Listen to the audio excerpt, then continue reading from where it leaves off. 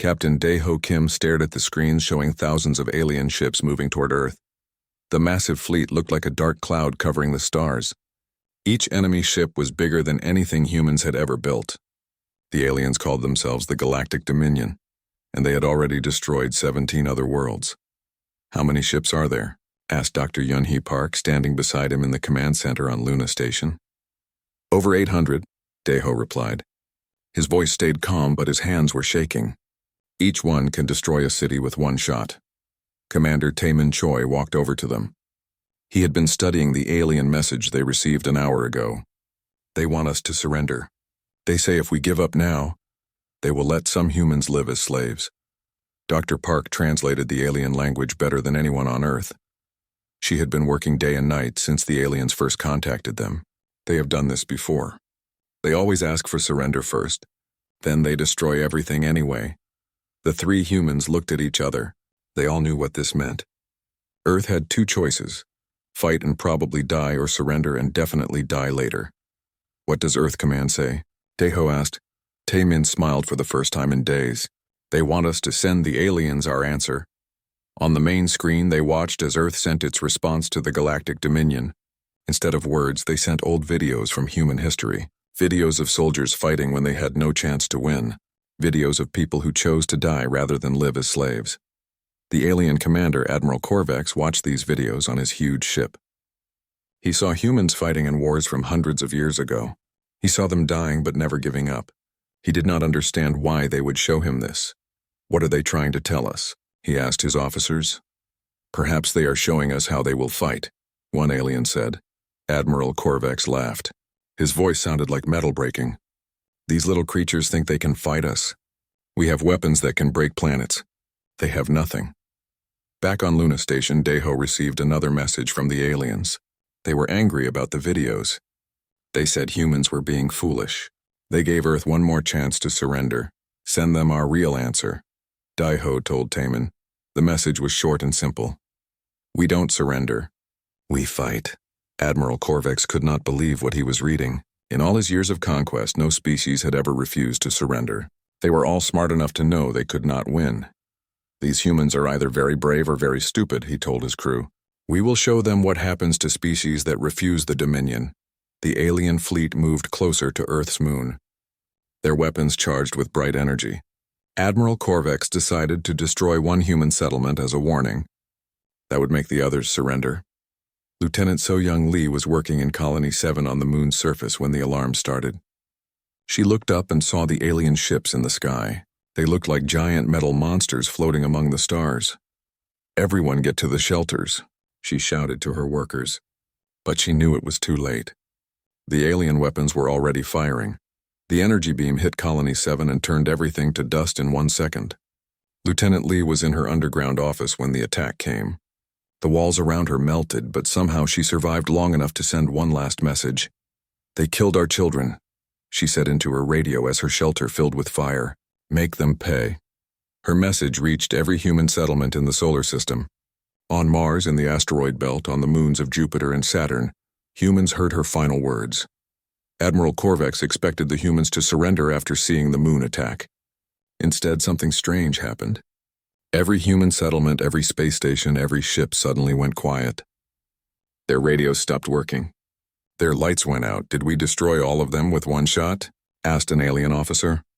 "No," Admiral Korvax said, looking worried for the first time. "They are hiding." On Ceres, the largest asteroid in the belt, General Hyunwoo Jung sat in a secret command bunker deep underground. Around him, hundreds of humans worked at computers and communication screens. This hidden base had been built over many years, waiting for this exact moment. "All units, this is General Jung," he spoke into his microphone. "Operation Wasp Nest is now active. All human forces are to prepare for immediate launch." Dr. Park had been wrong about one thing. Humans had not been building big warships like other species. Instead, they had been building something else entirely. In secret bases all over the solar system, humans had built 50,000 small fighter ships. Each ship was no bigger than a bus, but each one carried enough weapons to destroy an alien vessel. The plan was simple but dangerous. Every human fighter would be piloted by one person. Every pilot knew they probably would not come home alive. But they all volunteered anyway. Pilot Jiwon Nam sat in his fighter waiting for the order to launch. His ship was called Revenge of Luna because his sister had died in the moon colony attack. He looked at her picture on his control panel and made a promise. "I will make them pay for what they did to you," he whispered. All across human space, thousands of other pilots were making the same promise. They had seen the alien attack on the moon. They had heard Lieutenant Lee's final message. Now they would show the aliens what happened when you hurt human children. Admiral Korvex was studying his sensors when something impossible appeared on his screens. Thousands and thousands of small ships were coming toward his fleet from every direction.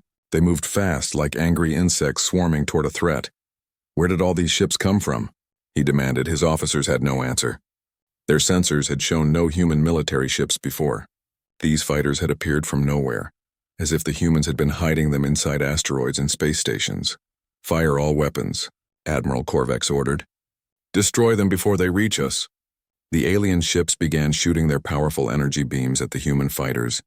Some fighters exploded immediately, but there were so many of them that the aliens could not hit them all.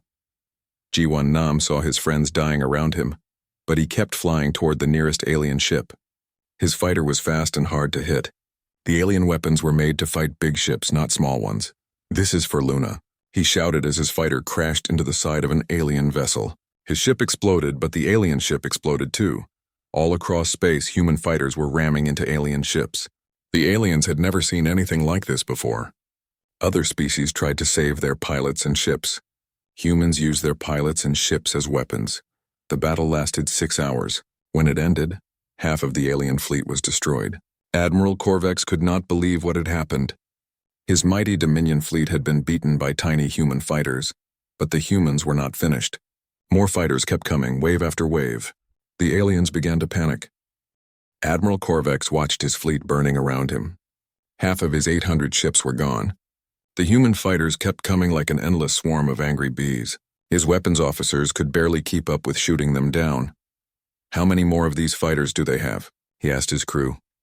"Sensors show at least 20,000 more approaching, sir," replied his tactical officer. The alien's voice was shaking with fear. Captain Seok Jin Park flew his fighter Ghost of Hiroshima through the wreckage of destroyed alien ships. He had already rammed 2 enemy vessels, but his fighter was still working. The human ships were built tough, designed to survive crashes that would kill their pilots. "All fighters, this is Captain Park," he spoke into his radio. "Target the big command ships. Those are the ones giving orders to the rest." Seokjin had studied the alien fleet formation for weeks. The biggest ships stayed in the center, protected by smaller vessels. But the human fighters were so small and fast that they could slip through the protective screen. Pilot Haewon Kim heard Captain Park's orders. Her fighter Luna's daughter had been damaged in her first attack run, but she could still fly. She pointed her ship toward the largest alien vessel and pushed her engines to maximum speed. "This is for everyone who died on the moon," she said, then cut off her radio so no one could order her to turn back. Admiral Korvex saw the human fighter heading straight for his bridge. He ordered his gunners to shoot it down, but the small ship moved too fast. The fighter crashed into his command center, and the explosion killed half of his bridge crew. "Abandon the flagship," Korvex ordered as fires spread through his ship. "Transfer command to the Destroyer of Worlds." But when he tried to contact his second command ship, there was no answer. Human fighters had already destroyed it too. General Hyunwoo Jang watched the battle from his command bunker on Ceres. His screens showed the alien fleet falling apart as more human fighters joined the attack. Every few seconds, another alien ship exploded. "Sir," said his communications officer, "we're receiving surrender signals from some alien vessels." "Do not accept any surrenders," General Jang replied coldly. "They showed no mercy to our people on Luna. We will show none to them." This order shocked some of his staff. Humans usually tried to save enemy lives when possible, but not today. Today was about revenge for the children who died on the moon. Commander Bo Young Choi led a squadron of 12 fighters toward the alien supply ships at the back of the fleet. These vessels carried fuel and weapons for the enemy warships.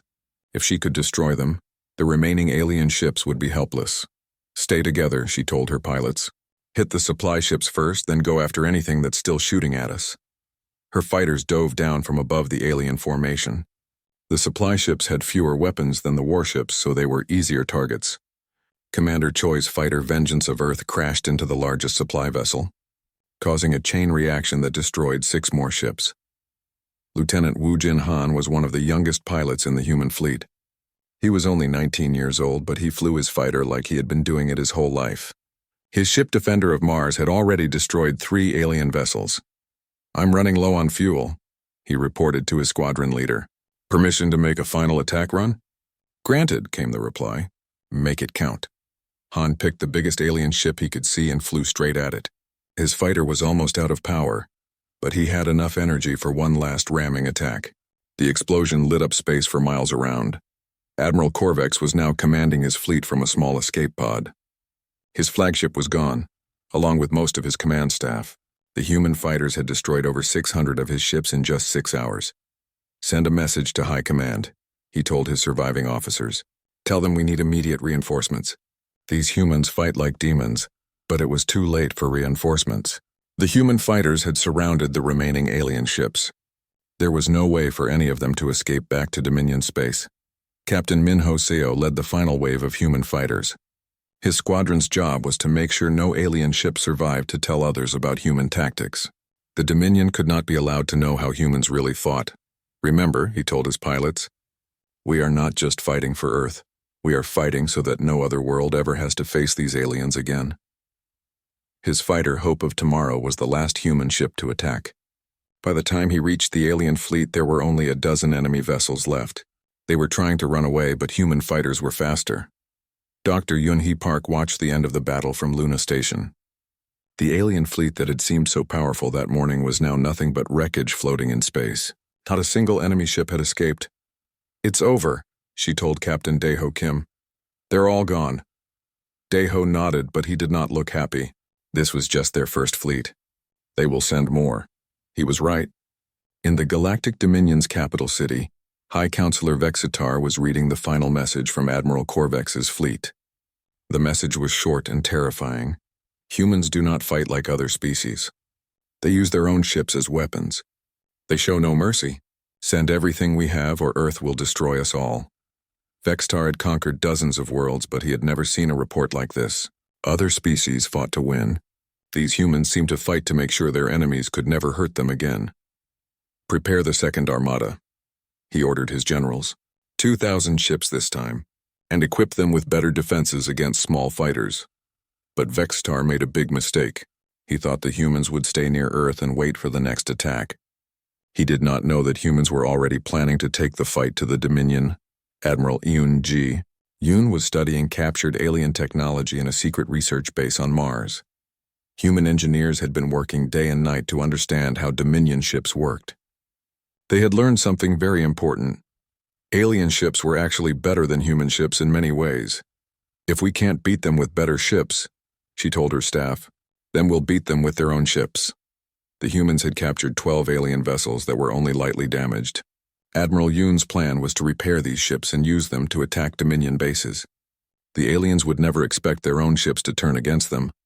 Colonel Young-Soo Cho was in charge of preparing Earth's defenses for the next alien attack. He knew the Dominion would send a bigger fleet next time. The human fighters had won the first battle, but they might not be enough for the second. "We need to make Earth into a fortress," he told his engineers. "Turn every moon, every asteroid, every piece of space junk into a weapon." His teams began building thousands of railguns on the moon's surface. They also started work on something new: gravity mines that could crush entire alien squadrons. Back on Ceres, General Jang was planning humanity's first offensive strike. The captured alien ships would carry human fighters deep into Dominion space. They would hit alien supply bases and communication centers. "We're not going to wait for them to attack us again," he announced to his officers. "We're going to hunt them down wherever they hide." Commander Taemin Choi volunteered to lead the first strike mission. His job would be to take a captured alien ship to the Kepler 442 system, where the Dominion had a major supply depot. "How many fighters can we fit inside an alien ship?" he asked the engineers. "About 500, came the reply. "The alien ships are much bigger inside than they look." This gave Choi an idea. If they could hide human fighters inside captured alien ships, they could get close to enemy bases without being detected. The aliens would think they were seeing their own ships returning from battle. Lieutenant So-Jin Park was one of the pilots selected for the strike mission. Her new fighter was called Memory of Luna because she wanted to remember everyone who had died in the first alien attack. "Are you ready to take this war to their home?" Commander Choi asked his pilots. "Yes, sir," they all replied together. "Let's show them what happens when they mess with humanity." High Counselor Vextar stood before the massive display showing the Dominion's Second Armada. 2,000 warships filled the space around their main military base. Each ship was bigger and more powerful than the ones that had attacked Earth before. "This time we will not underestimate the humans," he announced to his fleet commanders. "These ships have been equipped with new point defense systems designed specifically to destroy small fighters." Admiral Thulgox commanded the Second Armada from his flagship Pride of the Dominion. He had studied the reports from the first battle and thought he understood how humans fought. "They use swarm tactics," he told his officers, "but our new weapons can shoot down 1,000 small targets at once. The humans will not surprise us again." But while the Dominion prepared their second attack, humans were already striking back. Commander Taemin Choi's captured alien ship, Terra's Vengeance, had reached the Kepler 442 system undetected. The alien guards at the supply depot thought they were seeing one of their own ships returning from Earth. "Request permission to dock," Choi transmitted in perfect alien language. Dr. Park had taught him exactly what to say. "Permission granted. Destroyer of Hope," came the reply from the depot. "We heard you destroyed the human homeworld. Congratulations." Choi smiled grimly. The aliens had no idea what was about to happen to them.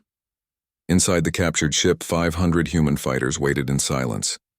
Lieutenant So-Jin Park checked her weapons one more time. Her fighter Memory of Luna was ready for battle.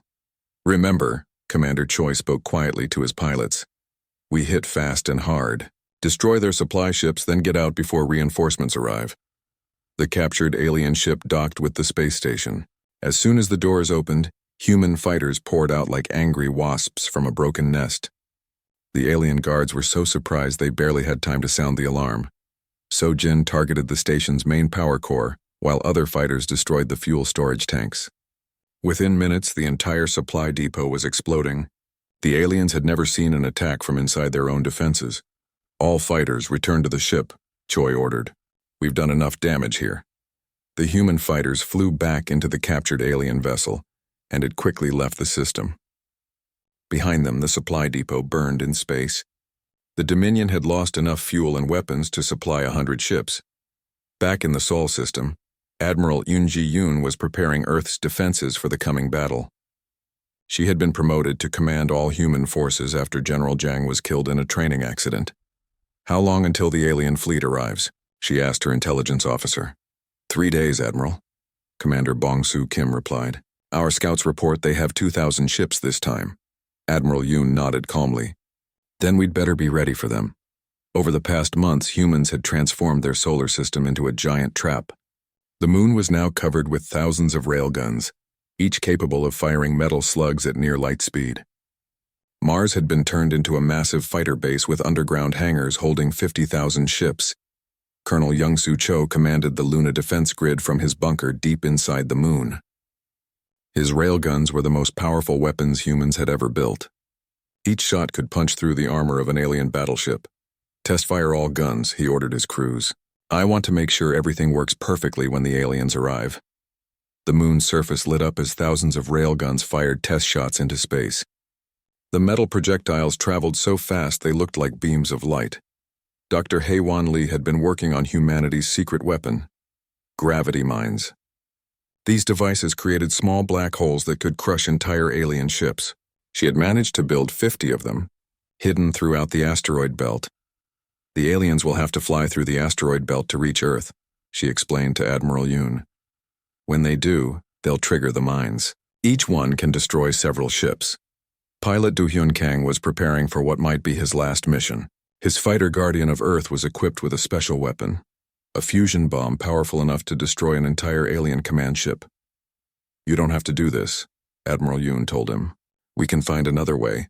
"No," Do Hyun replied firmly. "My whole family died on Luna. This is my chance to make their deaths mean something." The Second Armada finally arrived at the edge of the solar system. Admiral Thulgox was confident his new weapons would easily defeat the human fighters. His ships had the best shields and armor the Dominion could build. "Begin the attack," he ordered.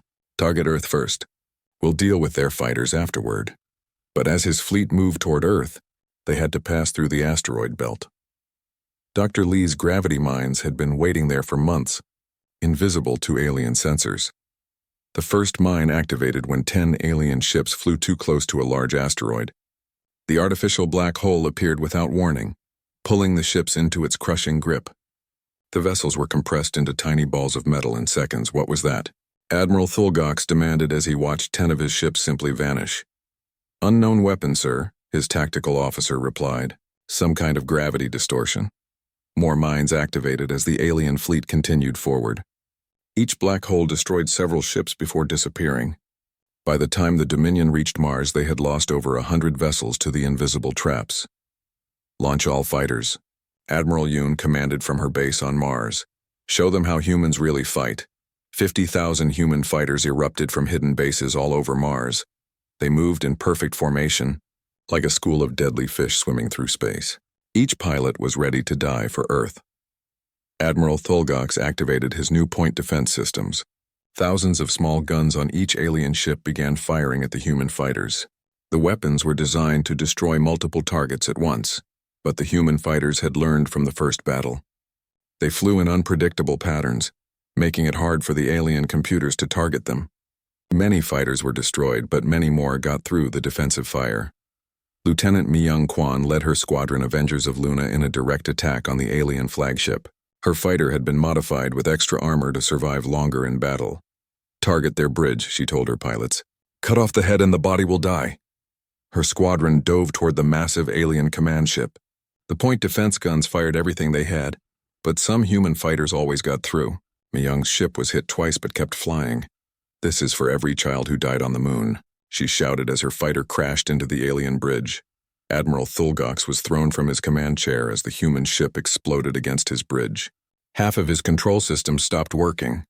Fire and smoke filled the command center. Transfer command to the secondary ship, he ordered.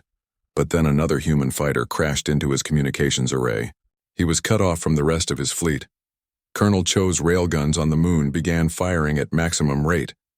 The metal slugs traveled so fast that alien shields couldn't stop them. Each shot punched completely through enemy ships, sometimes hitting multiple targets. Keep firing, Cho ordered his gun crews. Don't let any of them escape. The space around Earth became a graveyard of burning alien ships. The Dominion's superior technology meant nothing against human determination and clever tactics. Dr. Lee activated her remaining gravity mines, creating a wall of black holes between the alien fleet and Earth. Any ship trying to reach the planet would be crushed instantly. Commander Sang-ho, Lee led a group of captured alien ships filled with human fighters. The aliens were so confused by the battle that they didn't notice their own vessels turning against them. Attack from behind, he ordered. Hit them while they're focused on the fighters in front. His hidden fighters poured out of the captured ships and attacked the alien rearguard. The Dominion fleet was now being hit from all directions at once. Admiral Thulgox realized his mighty armada was being destroyed just like the First Fleet. The humans fought with a fury he had never seen before. They didn't just want to win, they wanted to make sure no alien ever threatened Earth again. Sound the retreat, he ordered what remained of his crew. We must warn the Dominion about these weapons. But there would be no retreat. Human fighters surrounded every surviving alien ship. Do Hyun Kang flew his fighter directly into the alien flagship's main reactor. The explosion destroyed 50 ships and lit up space like a new star. When the second battle ended, the asteroid belt was filled with wreckage from 2,000 alien ships. Not one enemy vessel escaped to report back to the Dominion. Admiral Yoon stood in her command center, looking at the display showing the complete destruction of the alien fleet. Her officers were celebrating, but she remained serious. This is just the beginning, she told them. The Dominion will send more fleets.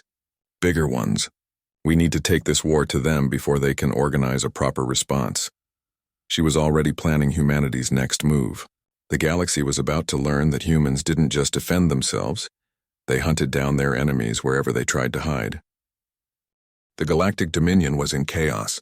2 massive fleets had been sent to destroy humanity, and both had vanished completely. No alien ship had returned to tell what happened.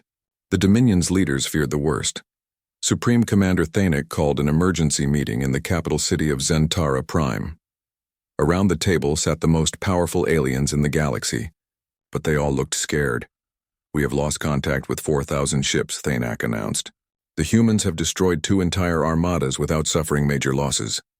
General Kexivor, the Dominion's top military leader, studied the reports from their spy networks. "Our intelligence suggests the humans have left their solar system. They are spreading across the galaxy in captured ships." "Impossible," said Admiral Morthan. "They are a primitive species. They don't have the technology for galactic travel." "They have our technology now," Kexivor replied grimly. "Every ship we sent to Earth is now being used against us." Captain Inhoseo commanded one of 20 captured alien battleships that had left Earth 6 months ago. His ship, the former Dominion vessel Bringer of Death, was now called Human Revenge. Inside its massive cargo bays, 1,000 human fighters waited for their next target. "How many colonies have we hit so far?" he asked his second-in-command, Lieutenant Kyung Mi-oh. 15 major installations," she replied, checking her records. "We've destroyed supply depots, communication stations, and military bases across 7 star systems." The human strategy was simple but effective. They never stayed in one place long enough for the Dominion to respond. They would attack a target, destroy everything useful, then disappear before enemy reinforcements could arrive. Lieutenant O had become an expert at tracking alien ship movements through hyperspace. Her team could predict where Dominion fleets would go next, allowing humans to always strike where the enemy was weakest. "Sir," she reported to Captain Seo, "I'm picking up a large alien convoy heading for the Vega system. Looks like they're carrying supplies for a new military base." "How many escort ships?" Seo asked. "Only 50. They don't expect to be attacked so deep in their own territory." Captain Seo smiled. The aliens still didn't understand how humans fought.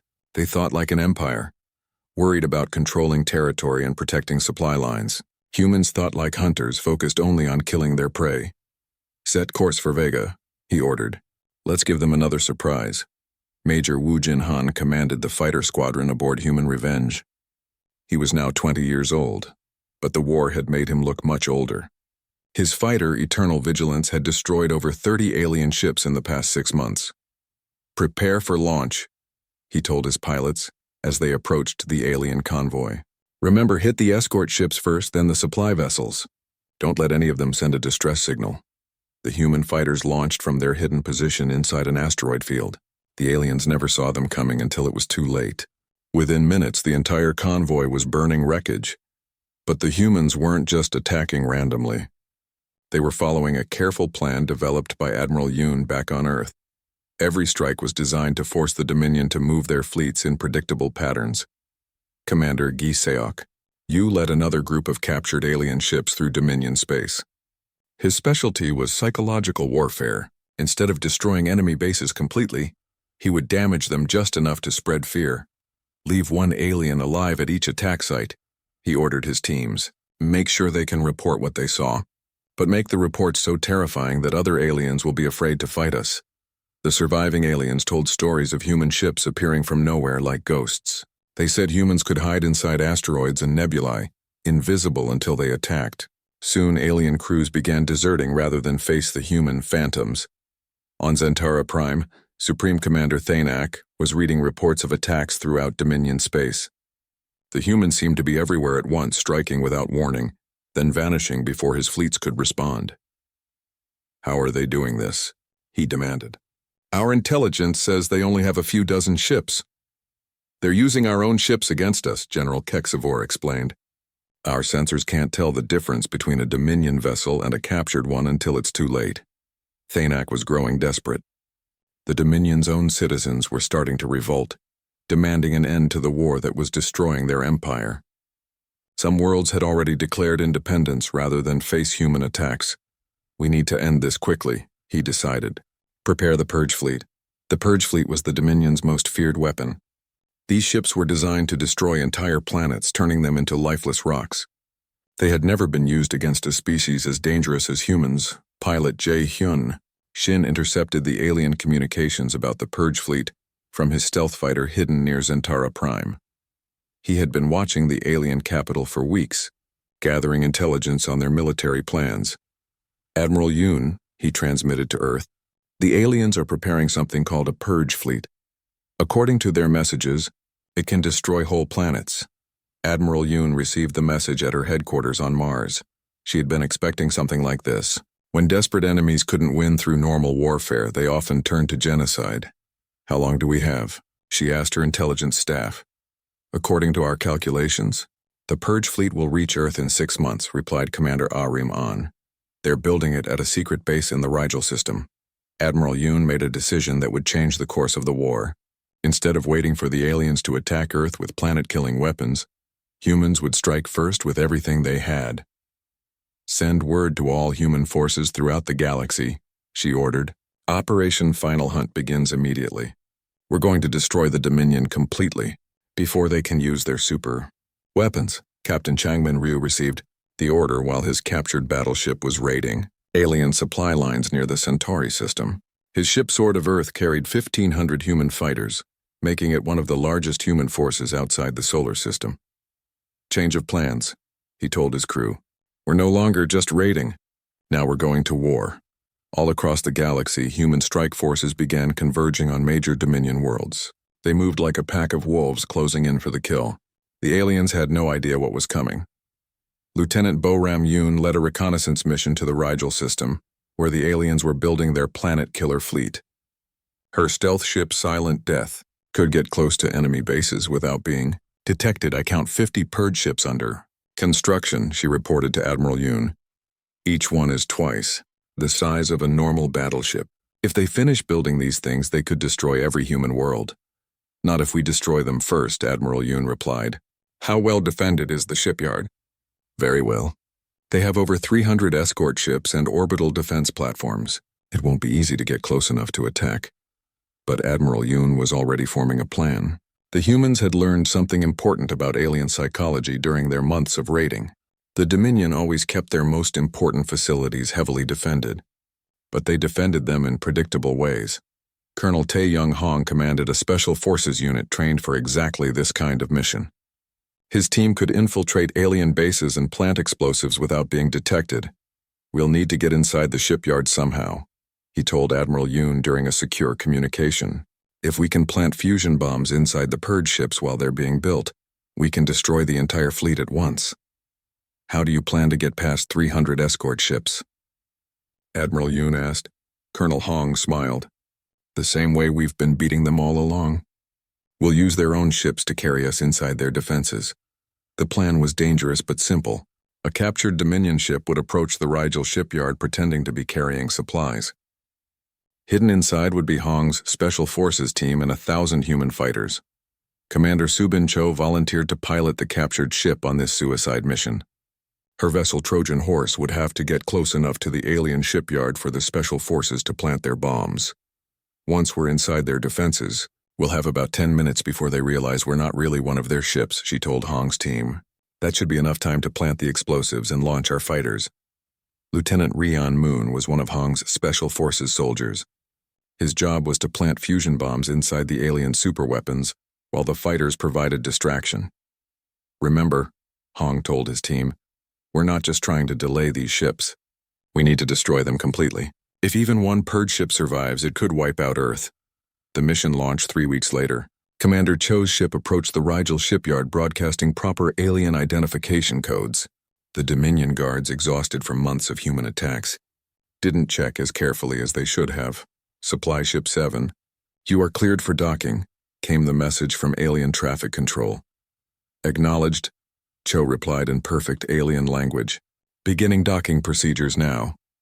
Inside the captured ship, Colonel Hong's team prepared for what they all knew would be their final mission.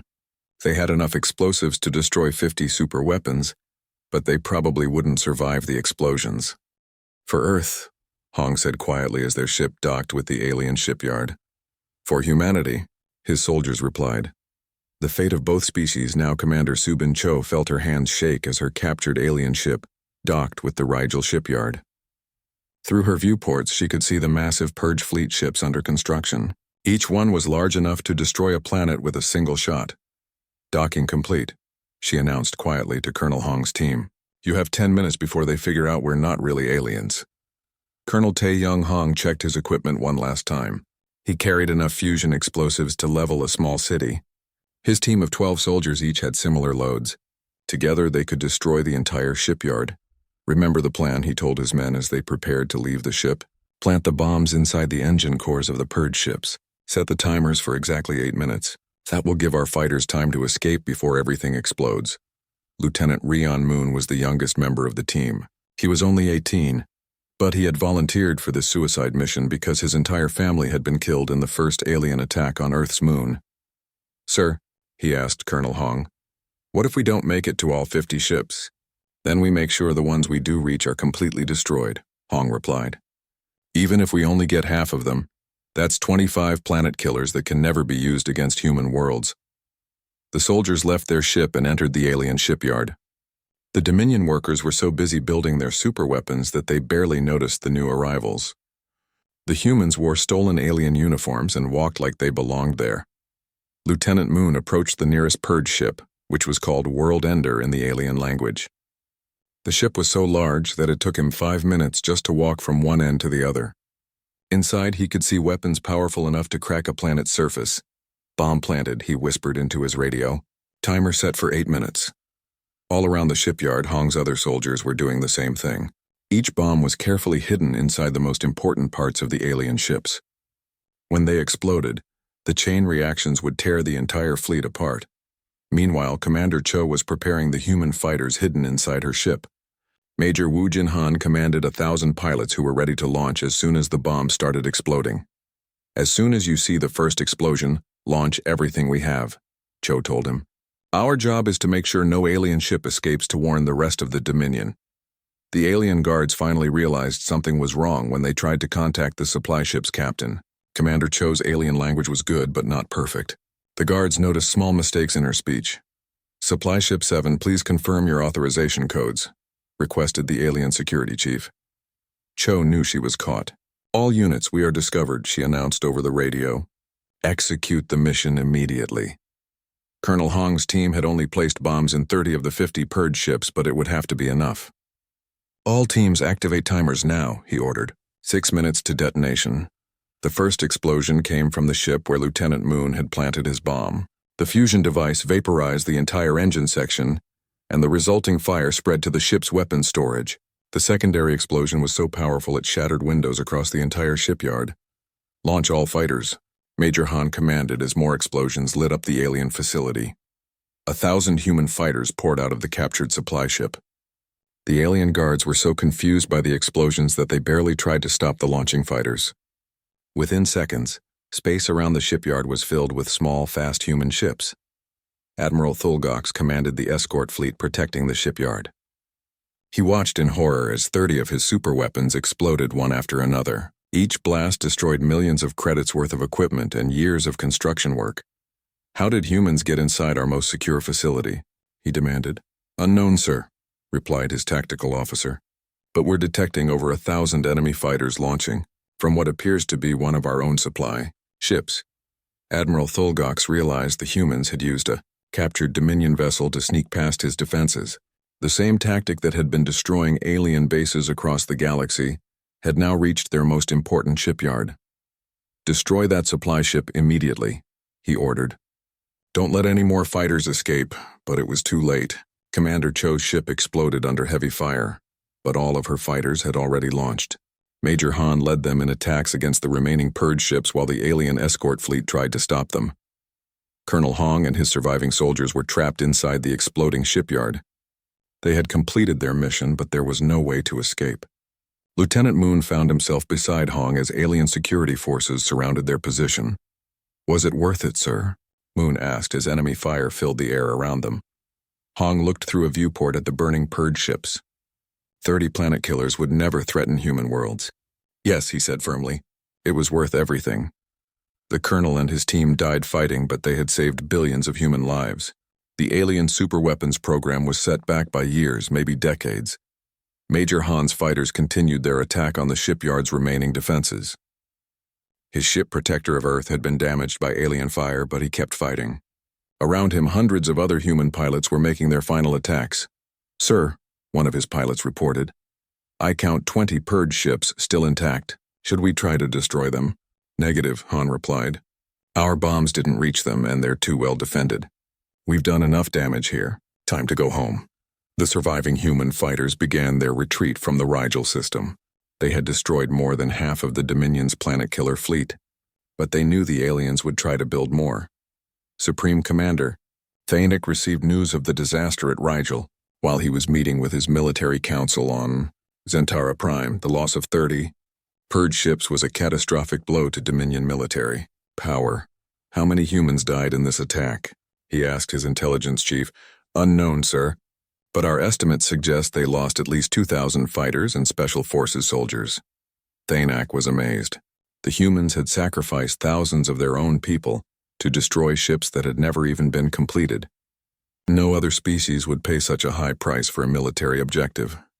These creatures are not like other enemies we have faced, he told his council. They don't fight to win territory or resources. They fight to completely eliminate threats to their species.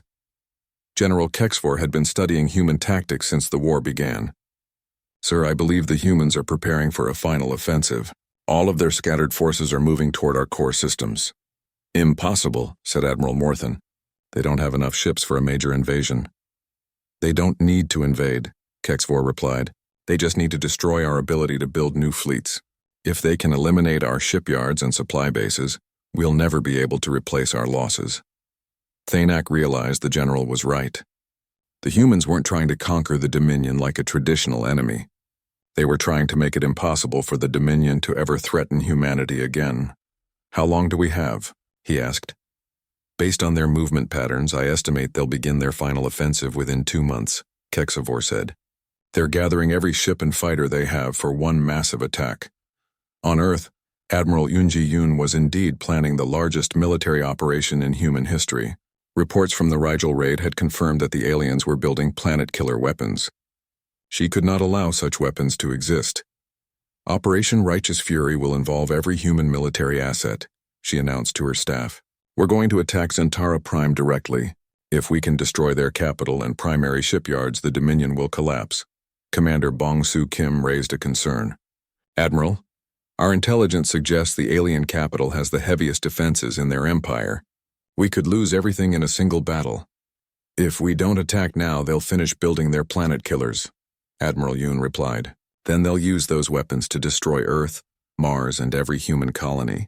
This is our only chance to end the war before they can commit genocide. Captain In-ho, Seo volunteered to lead the attack on Zentara Prime. His captured battleship Human Revenge would carry 10,000 fighters into the heart of alien space. Sir, he told Admiral Yoon, request permission to transmit a final message to the Dominion leadership before we begin the attack. What kind of message? She asked. Captain Seo smiled grimly. I want them to know exactly why they're about to die. The message was broadcast on all Dominion communication frequencies. It was simple and direct. You attacked our children. You tried to build weapons to destroy our worlds. Now you will learn what happens when you threaten humanity's survival. No mercy, no surrender. No survivors. Supreme Commander Thanek heard the human message in his command center on Zentara Prime. For the first time in his long military career, he felt real fear. They're coming here, he told his staff. Prepare every defense we have. This will be the final battle of the war. Neither side knew that the fate of both species would be decided in the next few days. The humans were betting everything on one massive attack. The aliens were preparing to make their last stand.